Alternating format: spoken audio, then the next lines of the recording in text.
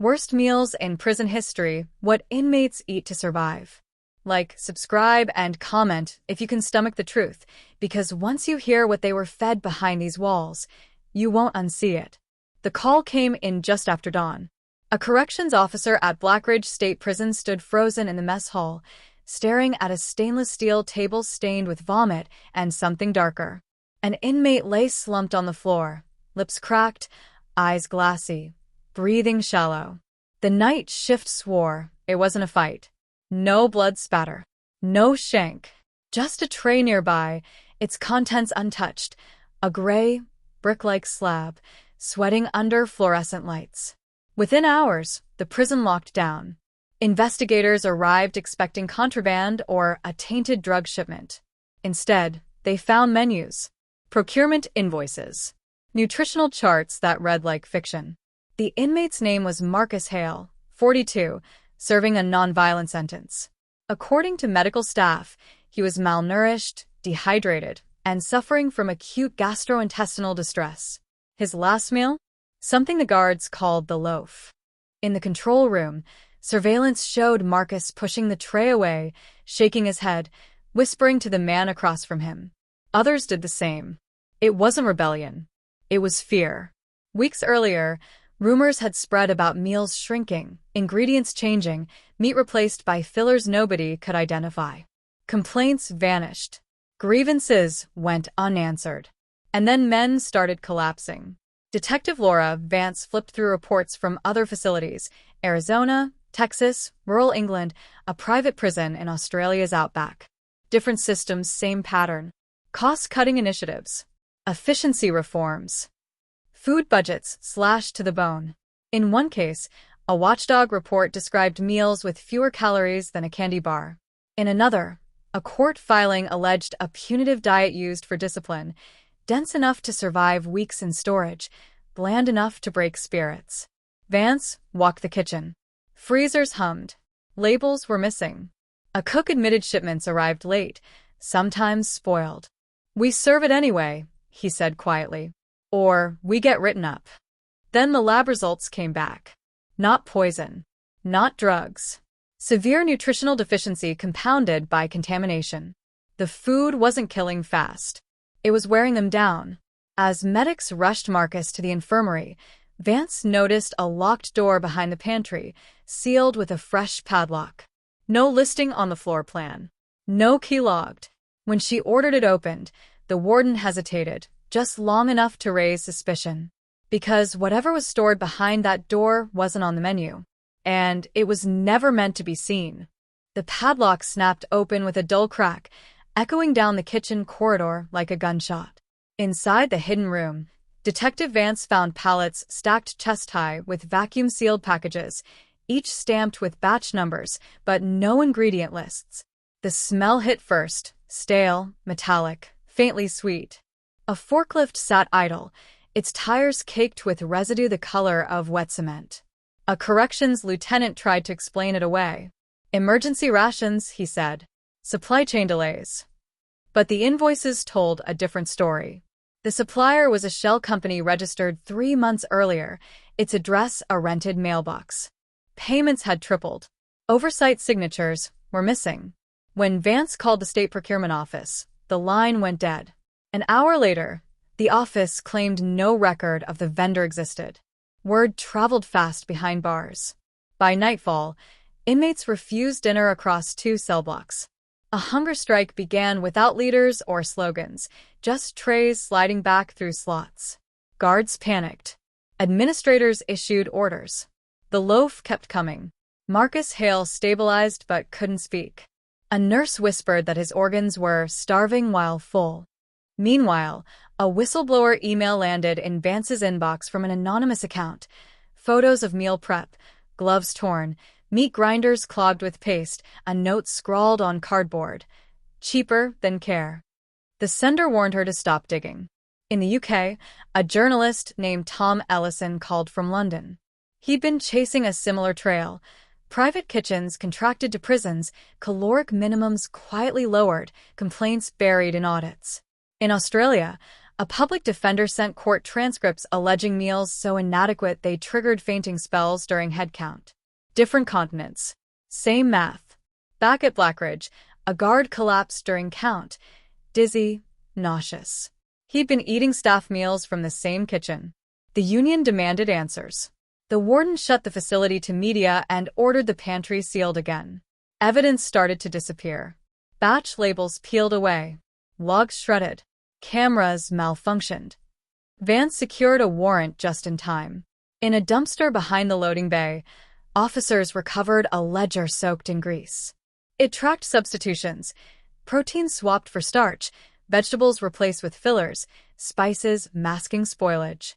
Margins circled in red. Bonuses initialed by someone outside the prison. Then the phone rang. The anonymous whistleblower left a voicemail, voice shaking. "They know who I am," he said. "If this gets out, they'll say it's riots. They'll blame the inmates." That night, alarms screamed as Block C went dark. Power failed. Doors jammed. In the chaos, a fire broke out in the kitchen, and the hidden room burned first. As smoke choked the hallways, Vance realized the truth was being erased in real time, and someone was willing to risk lives to keep it buried. By morning, Blackridge looked less like a prison and more like a crime scene scrubbed in panic. The fire marshal ruled the blaze electrical, but Vance knew better. The hidden room had been the first to ignite, the hottest burn, the cleanest erasure. Ash clung to her boots as she stepped through the wreckage, imagining spreadsheets and samples curling into smoke. The whistleblower vanished. His email went dark. His housing unit was transferred overnight under protective measures, a bureaucratic phrase that meant lost in the system. When Vance pushed for his location, she hit a wall of redacted memos and delayed callbacks. Someone with reach was pulling strings. Outside, pressure mounted. Families protested at the gates. Advocacy groups demanded inspections. A federal judge issued an emergency order requiring nutritional audits. Then the audits came back compliant. Calories met minimums. Ingredients within acceptable variance. The numbers didn't match the bodies. Tom Ellison flew in from London, carrying a flash drive he wouldn't let out of his sight. It contained internal emails from a multinational food contractor, discussions of optimization, behavioral compliance, and a pilot program to reduce incidents through diet. One line stood out: short-term discomfort yields long-term control. The signatures matched the initials in the burned ledger. As the story broke internationally, retaliation followed. Ellison's hotel room was ransacked. His notes scattered, laptop smashed. A source in Australia recanted on camera, eyes darting off frame. In Texas, a class action suit was abruptly settled under a gag order. Silence was being purchased. Inside Blackridge, the hunger strike spread. Guards refused meals. Medics logged fainting spells. When a senior administrator collapsed during a press briefing, the narrative cracked. Independent labs finally tested surviving samples pulled from a guard's locker.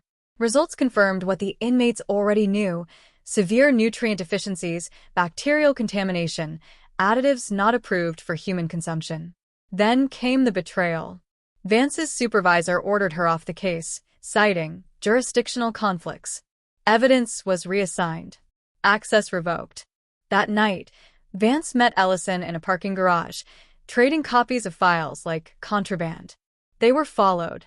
Tires squealed. A sedan clipped a pillar, narrowly missing them. Cornered but not finished, Vance leaked the files to multiple outlets at once. Court records. Government reports. The emails. The story detonated across screens. As dawn broke, a warrant was issued, not for inmates, but for executives.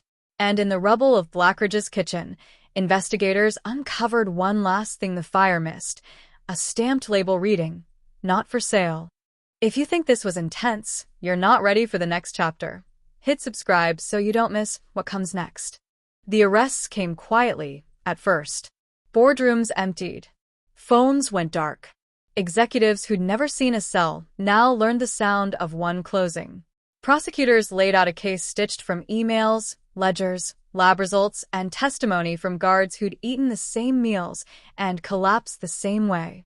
The charge sheet read like a ledger of indifference: fraud, negligence, falsified records, endangerment.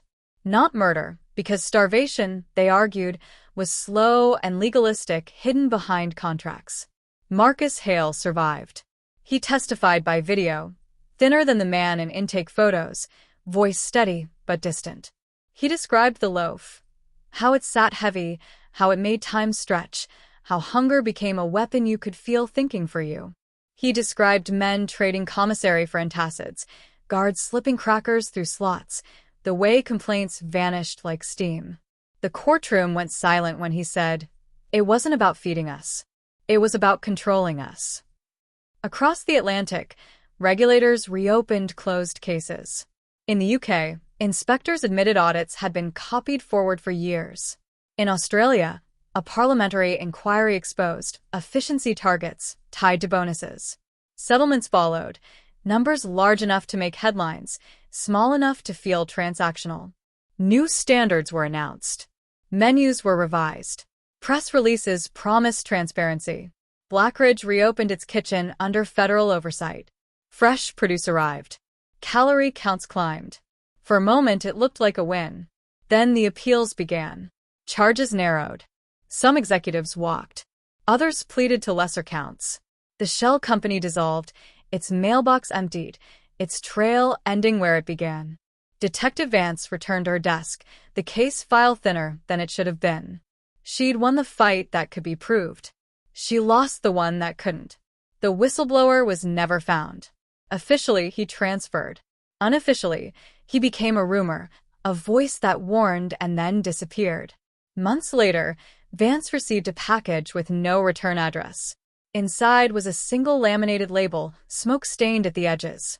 Not for sale. On the back, a handwritten note read, "They'll call it reform. Watch the budgets." That night, a new contract was announced for a different state, a different vendor, a different name. The language was familiar. Optimization. Compliance. Savings.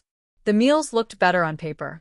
And somewhere, a tray slid across a table, untouched. If this story stayed with you, remember why and stay watching. The next one is already being served.